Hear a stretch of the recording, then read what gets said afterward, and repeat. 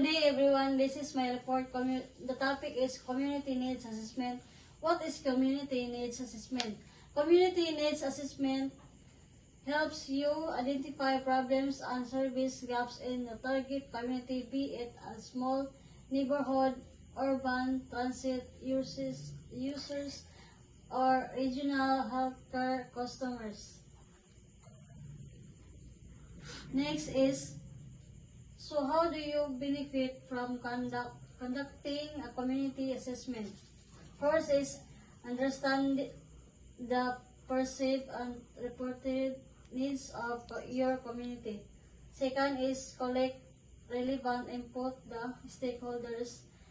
Third, gather community insight to complement data from other sources and your own observations.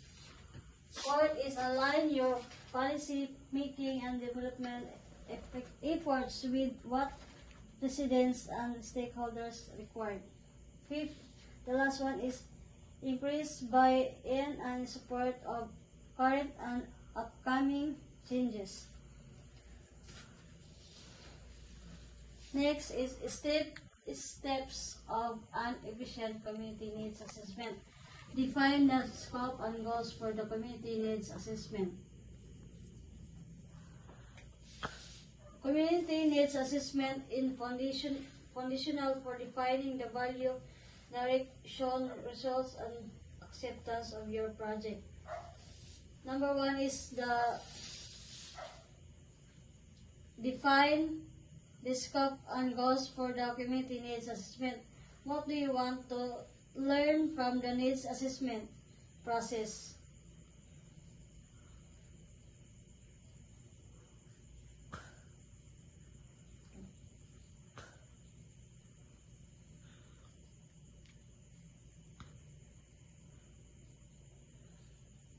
I learn about the needs assessment process to understand the specific requirements, challenges, and opportunities in a given situation.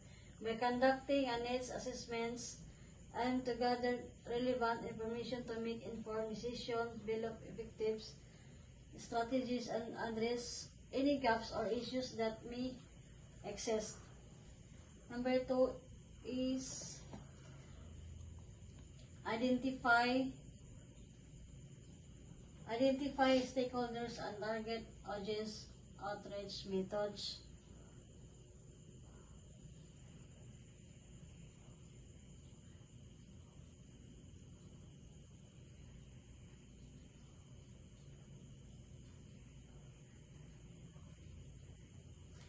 Number three is establish the data you need for further analysis. Fourth is find the right community needs assessment tools.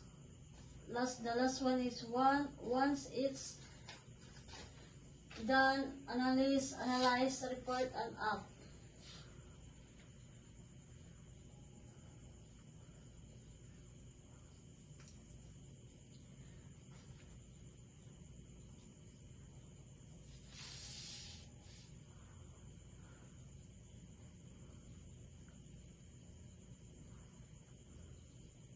A community needs assessment survey example. Online survey with map-based features are the most effective tools for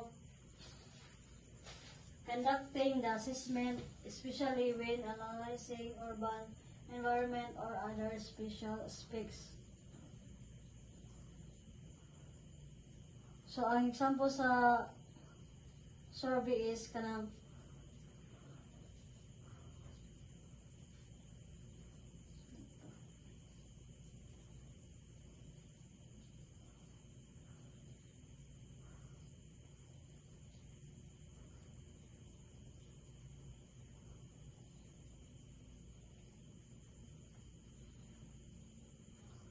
ang example sa online survey is with map can be used for workshop and also in-person meeting to prevent loud voices and naga-influence po sa tanang grupo.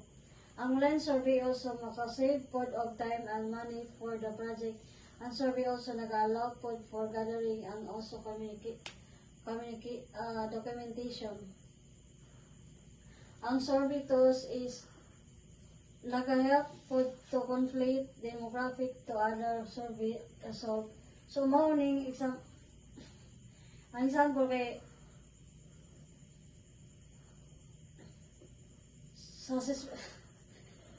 sa assessment survey na highlight nga dili makita kay na mga sa kuan naka-file mga kuan example sa survey na highlight nga green, blue, o violet and also ang community building online survey also helps to broader to more audience. For example, accommodate to community. Mga example sa online survey.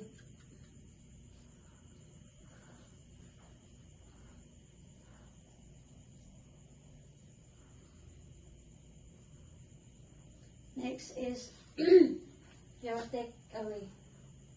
The key goal of a community needs assessment is to capture as many diverse voices from the community. The holistic community engagement platform MapGener can cover all of these needs.